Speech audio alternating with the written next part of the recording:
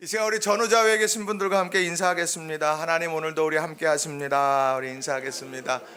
네, 나도 당신과 함께 있습니다. 우리 인사할까요? 나도 당신과 함께 있습니다. 네, 하나님 함께 하시니 어려움 이기게 하실 겁니다. 또 하나님 함께 하시니 우리의 삶에 시온의 대로를 여실 거예요. 늘 그 믿음을 가지고 살아가는 우리 성도님들이 다 되시기를 바랍니다. 우리나라의 역사 속을 이렇게 가만히 보면 기독교의 흔적, 하나님의 역사에 개입하시는 흔적들이 참 많이 있습니다. 1884년 9월에 우리나라에 온 의료 선교사 한 사람이 있습니다. 그 사람의 이름은 알렌이라는 선교사인데, 이 선교사가 미국의 공사관에서 의사로서 일을 하고 있었습니다. 그런데 이 의사로 일을 하고 있던 중에 우리나라에 갑신정변이 일어나게 됐죠. 그 갑신정변이 일어나게 됐을 때 그 자객의 칼에 찔려서 큰 부상을 입었던 사람 중에 한 사람이 명성황후의 조카였던 민영익이라는 분이 이제 자객의 칼에 찔려서 이제 그 생사가 이렇게 막 어려운 순간이 있었습니다. 그때 그 민영익을 서양의 의술로 고쳐준 사람이 누구냐면 이 알렌 선교사입니다. 그 알렌이 그 민영익을 살려냈는데 그 이후로 이 고종하고 명성황후가 아주 총애를 하게 됐죠. 그 총애를 하면서 결국 이제 병원을 하나 개원하게 했습니다. 그 병원의 이름이 뭐냐면 광해원이라는 곳이었어요. 이 광해원이라고 하는 뜻은 바로 대중을 뭐냐면 이게 은혜를 널리 펼친다라는 뜻이 광해원입니다. 그런데 2주 만에 이름을 바꿨어요. 2주 만에 뭘로 바꿨느냐? 제중원 일로 바꿨습니다. 왜 그러냐? 제중원의 뜻은 대중을 널리 구한다라는 뜻입니다. 은혜를 널리 펴는 것도 중요한데 조금 더 집중해서 일반 대중들에게 그 대중들에게 의술을 통해서 살려내려고 했던 그런 마음이 거기에 담겨져 있는 거예요. 그렇게 돼서 이 제중원이 쭉 진행을 되다가 점점 사람들이 많아서 하루에 260명 이상을 이제 고치게 됐어요. 그렇게 고치게 되니까 사람의 손이 부족했죠. 그래서 감리교 선교사였던 스크랜턴이나 헤론이나 에비슨 같은 의사 선교사들을 불러다가 그들과 함께 생명을 구하는 일을 열심히 감당을 했습니다. 그렇게 그 제중원이 우리나라 역사 속에서 많은 대중들을 이제 살려내는 일들을 했는데, 이 제중원이 바로 오늘 세브란스 병원의 원형입니다. 모태가 바로 이 제중원이에요. 그러니까 세브란스 병원을 오갈 때마다 야, 하나님께서 우리나라의 선교사들을 통해서 의료 역사를 이루셨구나 하는 그런 자부심을 이제 갖게 됩니다. 또 우리나라가 일제강점기 3.1운동 이후에 일제강점기가 됐을 때, 그 강점기가 점점 더 어둠이 짙어졌을 때 그 당시에 일본이 했던 것이 뭐냐면 교육의 기회를 박탈하는 일들이었습니다. 안 가르치려고 그랬어요.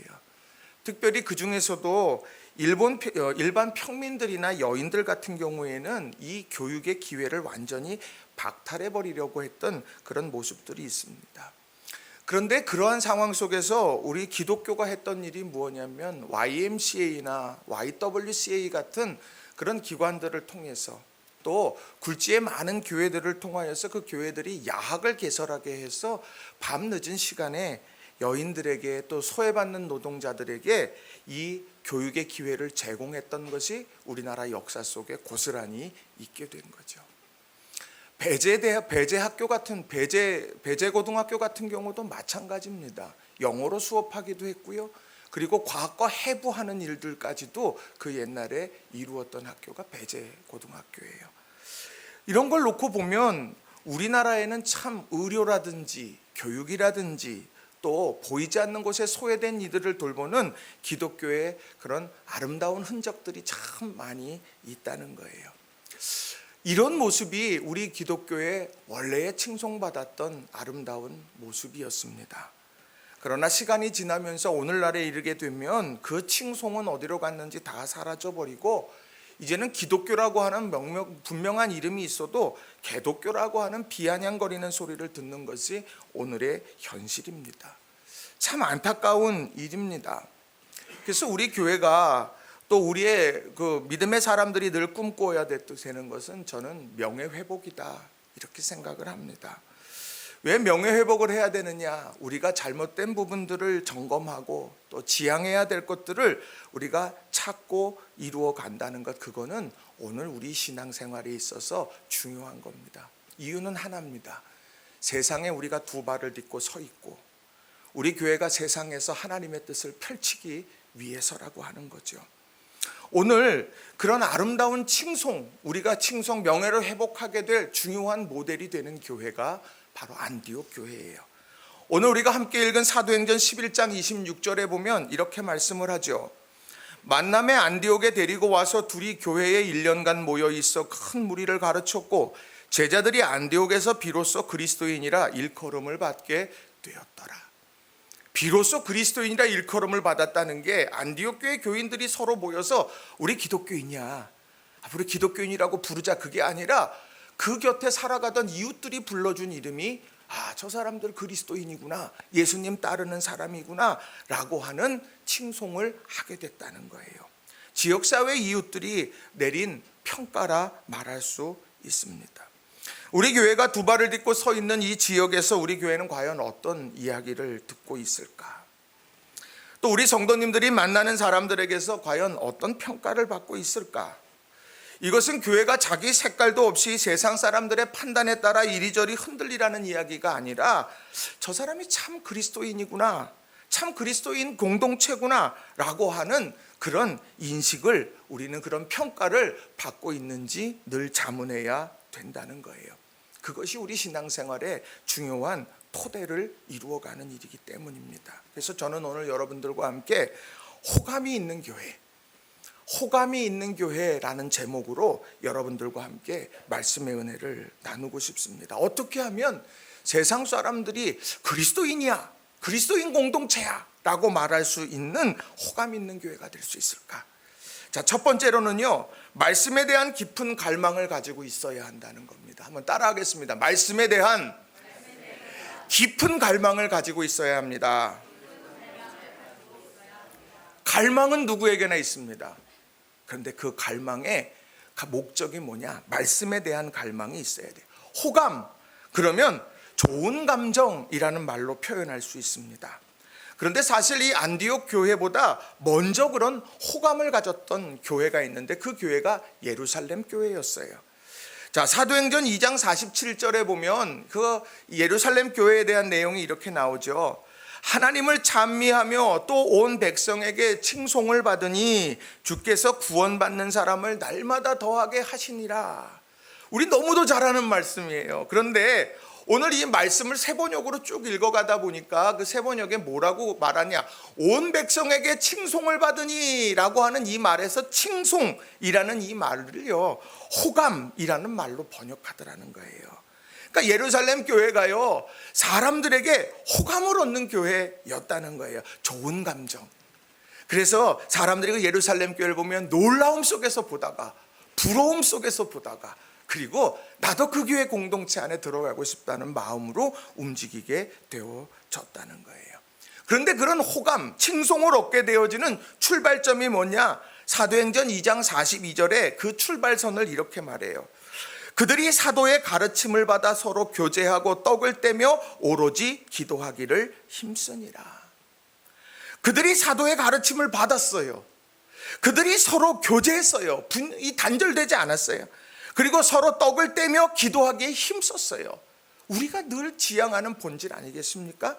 그런데 오늘 특별히 그 중에 사도의 가르침을 받았다는 데 주목해야 되는 거예요. 자, 여러분, 사도라고 하는 사람들이 누굽니까? 예수님과 함께 공생애를 걸었던 사람 아니에요? 그 사람들 12명의 사도들, 한 사람은 이제 그 예수님을 배신하고 떠난 가룟 유다라면 오늘 11명의 사람들의 구성이 과연 어떤 사람입니까? 세상에 명망 있는 지도자였습니까? 세상에 부자였어요? 세상에 많은 사람들이 오르고 싶은 나무가 바로 그 사람들이었나요? 아니었어요. 베드로와 안드레, 야고보 다 어부였습니다. 그들은요, 갈릴리 바다에서 그냥 함께 금을 던지고 그걸 걷어서 생계를 유지해 갔던 그런 어부일 뿐이었어요. 마태는 어떤 직업을 갖고 있었습니까? 세리였습니다. 세리는요, 사람들이 상종하기도 않고 저 사람은 매국노라고 단정지었던 사람이 마태였습니다. 그런데 이런 사람들이 오늘 사도였어요. 그런데 이 사람들이 주목받지 못했던 사람들, 그러나 이들이 전하는 하나님의 말씀 앞에 사람들이 그 말씀의 가르침 속에서 자신들을 되돌아보며 그렇게 살아갔다는 거예요. 왜일까요? 하나님이 하시는 말씀에 집중한 거예요. 하나님이 세우신 통로를 통하여서 내게 주시는 오늘 그 말씀이 뭘까를 늘 관심하며 그렇게 살아왔던 것이 바로 예루살렘 교회였고, 그런 믿음의 본질을 붙잡고 가게 될 때 사람들에게 칭송을 받는, 호감을 누리는 아름다운 교회가 되어졌다는 거예요. 우리 교회가 이런 믿음의 본질 가운데에서 사도의 가르침 가운데 서로 교제하며 서로 떡을 떼며 그리고 기도하기에 힘쓰므로 말미암아 온 지역사회 칭송을 받는 우리 모든 낙원의 성도님들이 다 되시길 주님의 이름으로 간절히 축원합니다. 데살로니가 교회도 그랬어요. 데살로니가 교회도 데살로니가전서 2장 13절에 보니까 이렇게 말해요. 이러므로 우리가 하나님께 끊임없이 감사함은 너희가 우리에게 들은 바 하나님의 말씀을 받을 때 사람의 말로 받지 아니하고 하나님의 말씀으로 받음이니 진실로 그러하도다. 이 말씀이 또한 너희 믿는 자 가운데에서 역사하느니라.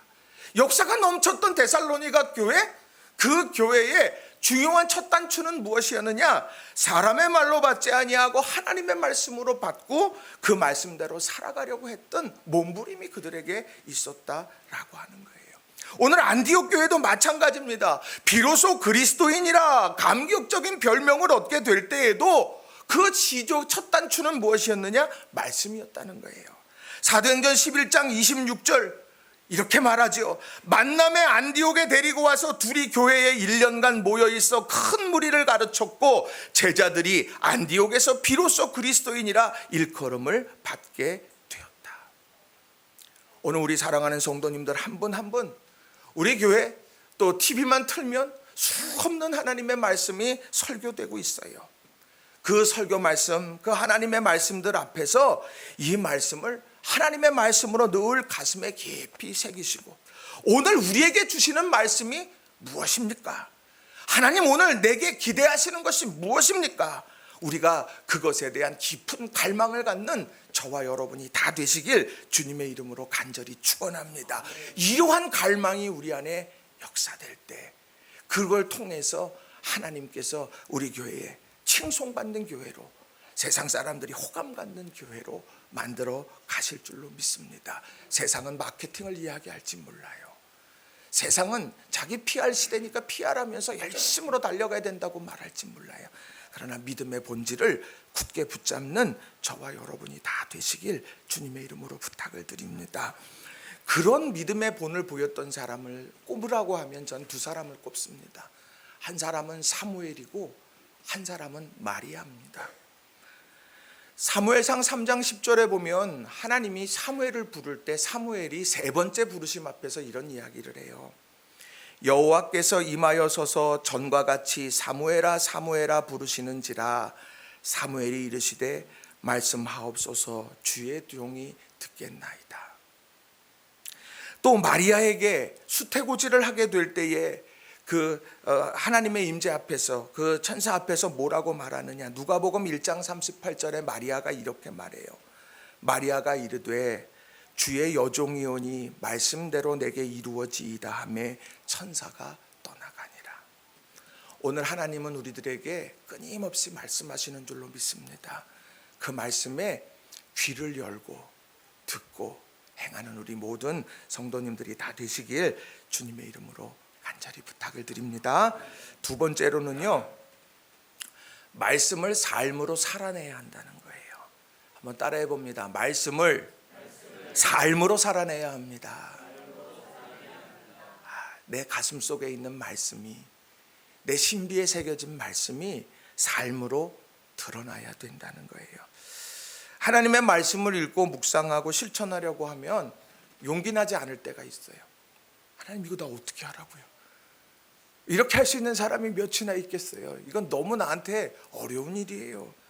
용기가 나지 않을 때 있어요. 왜냐하면 이렇게 살면 분명히 손해보거든요. 이렇게 살면 분명히 험난하거든요. 근데 그 말씀대로 살라고 내 마음속에 막 감동이 오게 되면 나도 모르게 하나님 왜 그러세요?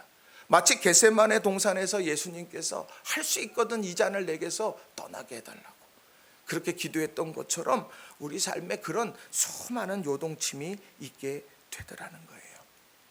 그런데 그런 여러 가지 일들 그것을 하나로 묶어내는 딱 한 가지를 꼽으라고 한다면 저는 예수님께서 말씀하신 서로 사랑이라고 생각을 합니다. 힘들고 어려운 좁은 길 다 그 모든 것들을 하나로 딱 묶어내면 그건 서로 사랑이에요. 믿음의 사람들은 예수님을 압니다. 예수님을 경험했으니까 알아요. 그러나 세상 사람들은 예수님을 모릅니다. 누구를 아느냐? 예수 믿는 우리를 아는 거예요. 오늘 세상 사람들은 예수님이 어떤 역사를 이루셨는지 그닥 관심하지 않아요. 그러나 세상 사람들은 예수 믿는 우리가 어떤 역사를 이루어 가는지 관심한다는 거예요. 그러니까 오늘 우리는요, 그리스도의 향기고 그리스도의 편지라고 말할 수 있는 거예요. 우리가 전해지게 되는 겁니다. 낙원교회 많은 사람들이 저 교회 있어, 교회가 있어, 그 교회 이렇대 저렇대 라고 말할 때 주님이 보여지는 게 아니라 주님 믿는 우리가 그 안에서 드러나게 되는 거예요. 요한복음 13장 35절에 보니까 예수님이 제자들에게 이런 부탁을 하셨어요. 너희가 서로 사랑하면 이로써 모든 사람이 너희가 내 제자인 줄 알리라. 서로 사랑해라. 그게 내 제자인 줄 증명하는 길이다. 이것은 예수님의 기대이기도 하고 세상 사람의 기대이기도 하다는 겁니다. 그러려고 하면 이 서로 사랑을 절대로 포기할 수 없는 것이라고 한다면 그 서로 사랑의 모습을 삶으로 실현해내려면 우리는 과연 어떻게 해야 될까? 저는 두 가지 말씀드리고 싶어요. 하나는요, 서로의 장점을 주목해서 보아야 된다는 거예요. 장점을 주목해서 보아야 되는 거예요. 어느 꼬마 아이가 한 사람 있습니다. 어느 꼬마 아이가 한 사람이 있는데 매우 조용하고 말이 없는 여자아이였어요. 그런데 이 아이는요, 아주 한 가지 특이한 행동을 참 많이 했습니다. 그거는요, 어지럽혀진 상황을 보면 정리하려고 하는 그런 습관이 그에게 있었습니다. 여러분의 자녀가 다 이런 습관들이 있기를 여러분 기대하고 계시죠? 그렇잖아요? 네.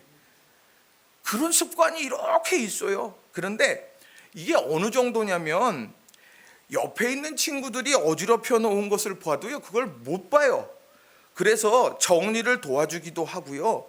그리고 얼마나 심각했는지 그의 어머니가 그 아이를 보면서 걱정했는데 별명을 하나 지어줬는데 정리변태 이렇게 했다는 거예요. 이게 저도 기록을 보고 그냥 말씀드리는 건데 정리변태다. 또 이건 좀 지나쳤다 이런 생각은 제가 들어요. 근데 정리변태다 이렇게 지어주기까지 그러니까 얼마나 심각했을까 하는 거를 미루어 짐작할 수 있죠. 중고등학교 시절에 변했을까요? 안 변했을까요? 안 변했어요. 청소와 정리는 자기가 하는 거예요. 이거 지저분한 거 누가 치울래? 제가 하겠습니다. 다 치운 거예요. 그리고 나서요, 대학을 졸업하고 한 기업의 영업사원으로 취직했어요. 변했을까요? 안 변했을까요? 안 변했어요. 고객을 찾아서 방문했는데 가서 영업은 안 하고요, 고객사 사무실에 정리를 도와주는데 유난히 관심분해서 가서 물건은 안 팔고 그냥 다 거기 정리를 해주고 왔다는 거예요.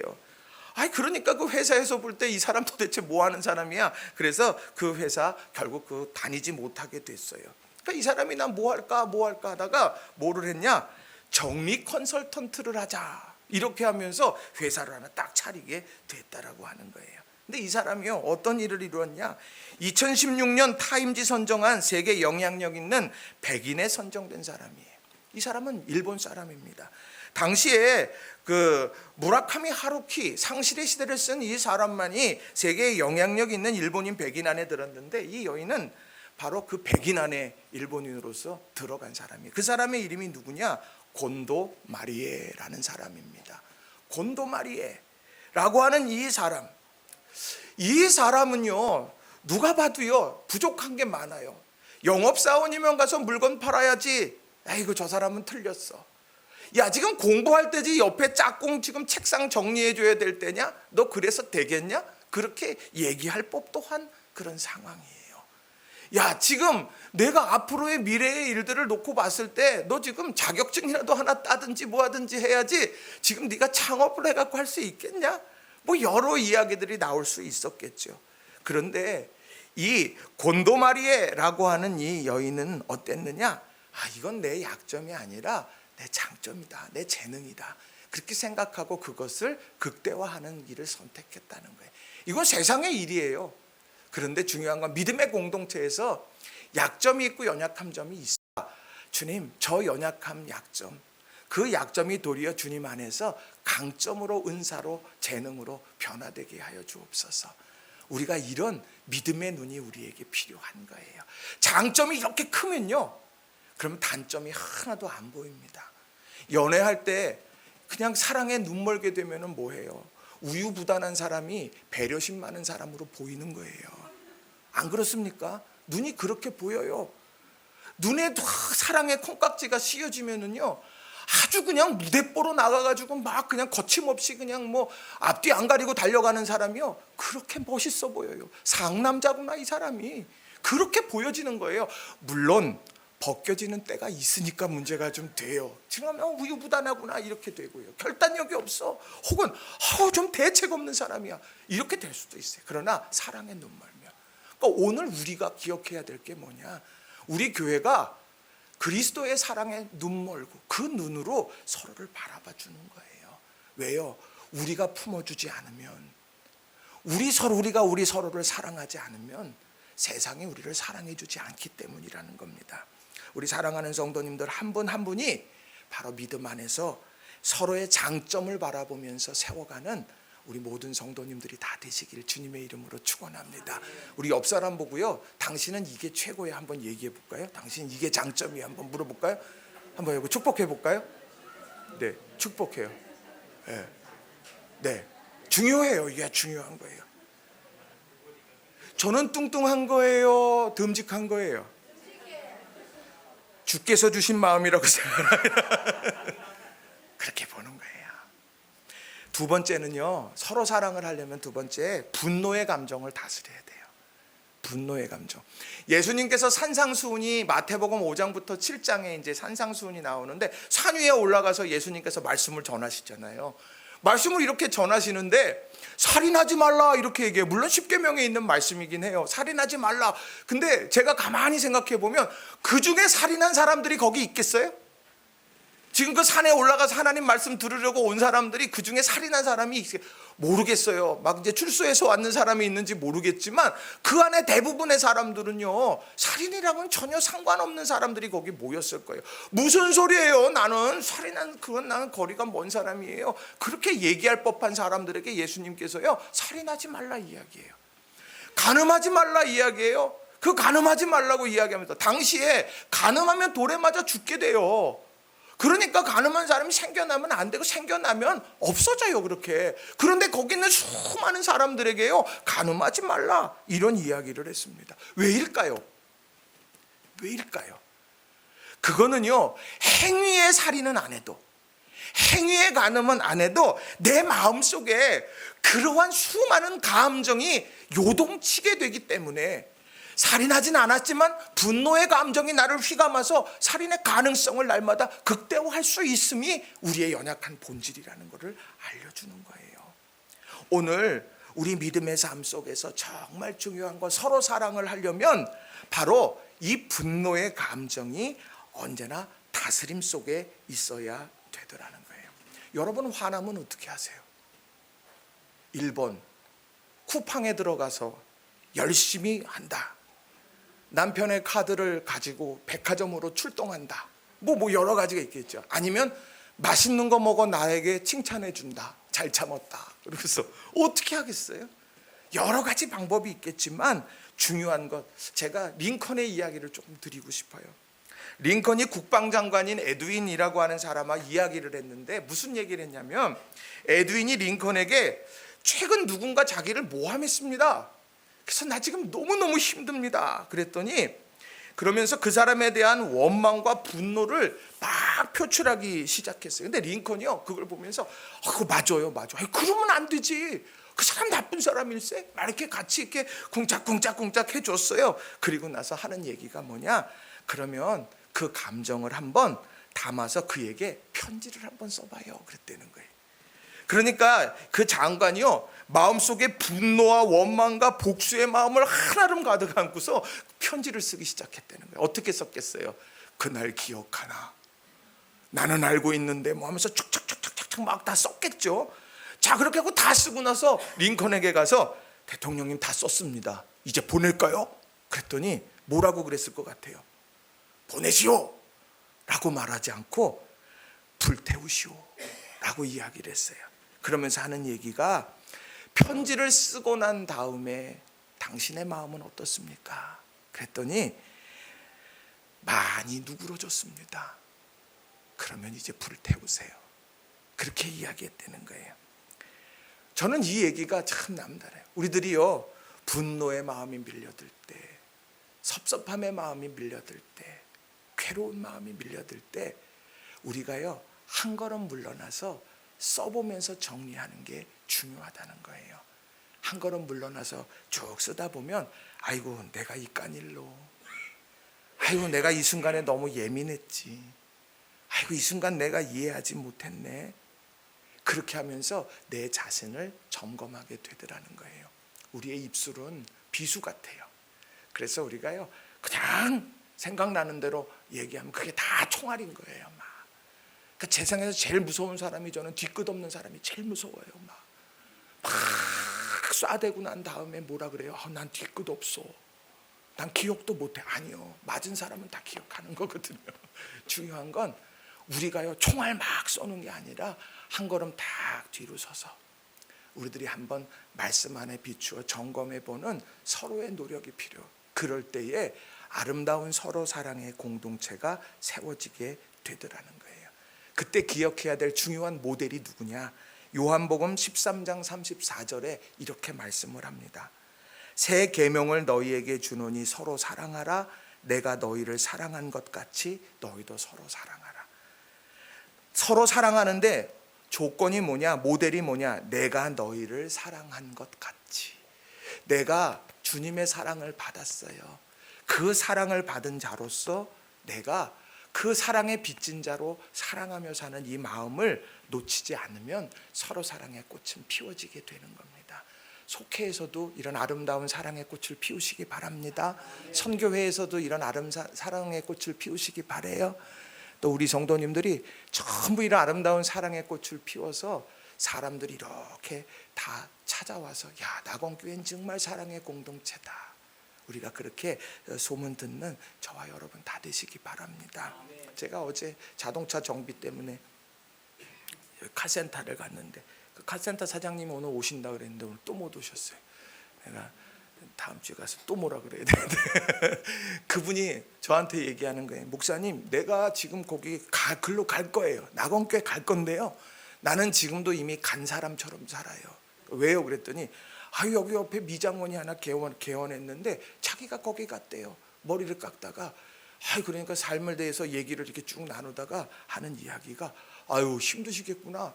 그럼 교회 가셔야죠. 예수님은 가야지. 낙원교회 가세요. 그렇게 얘기를 했다는 거예요. 또 같이 이제 동종의 업종의 사람들하고 같이 만나갖고 밥을 먹고 뭐하고 하는데 사람들이, 사장님 내일 뭐 할 거야? 그렇게 얘기를 했더니, 내일 교회 가야죠. 어디 다녀야 돼? 여기 낙원교회 여기 또 거기 다녀요. 그래서 내가 이따, 선포했으니 오시기만 하면 되겠네요. 그리고 저한테 어저께 이야기했어요. 목사님, 내일 제가 갈게요. 근데 오늘 못 오셨어요. 그렇지만 다음 주에 꼭 오실 줄로 믿습니다. 자, 중요한 건 뭐냐? 그분이 우리 교회 안에 들어와서 신앙생활했던 분이 아니에요. 그분은 우리 교회에서 무언가 뭐 활동한 분이 아니고 다만 우리 교회를 밖에서 본 사람. 이런 사람이 많아지는 게 진짜 복음 전파입니다. 예수 믿으세요, 예수 믿으세요, 중요해요. 그런데 예수님을 믿는데 그 내용 담아내는 그릇이 뭐냐면 공동체인 거예요. 우리 공동체 안으로 그분들이 들어오게 되는 게, 그게 복음의 전도가 되는 거예요. 그러려면 우리 준비해야 돼요. 더 뜨겁게 사랑하고 서로 장점을 보고 서로 세워주고, 그래서 아름다운 우리 교회가 날마다 이루어지기를 주님의 이름으로 축원합니다. 말씀을 정리합니다. 사도의 가르침 아래서 역사가 일어나는 거예요. 서로 교제할 때 역사가 일어나는 거예요. 떡을 떼며 오로지 기도하게 될 때, 믿음의 본질을 붙잡을 때 그런 역사가 일어나는 거예요. 서로에 대한 사랑과 신뢰 없이는요, 서로 사랑할 수 없어요. 대가를 바라고서는 서로 사랑할 수 없습니다. 대가 없는 희생적 사랑. 왜요? 예수님께서 우리에게 그런 사랑의 본을 보여주셨으니까. 이런 아름다운 일들을 통해서 우리 교회가 우리 안에서도 호감 있는 교회, 자랑스러운 교회, 주변의 많은 사람들에게도 야, 그 교회 진짜 교회다운 교회야. 우리 오늘 장로님 기도하신 것처럼 우리 교회가 정말 아름다운 든든한 교회로 든든하게 더욱더 세워져 가는 축복이 저와 여러분 우리 공동체 가운데 있기를 주님의 이름으로 축원합니다. 이 시간 우리 합심해서 우리 교회 위해서 간절히 말씀 붙들고 기도할 때, 하나님, 우리 교회가 언제나 말씀에 대한 깊은 갈망, 그래서 방향 놓치지 않게 하시고, 우리들이 언제나 서로 사랑, 아름다운 교제를 통해서 칭송받는 교회가 되게 하옵소서. 우리 기도하는 이 시간 되기 바랍니다. 함께 기도하겠습니다.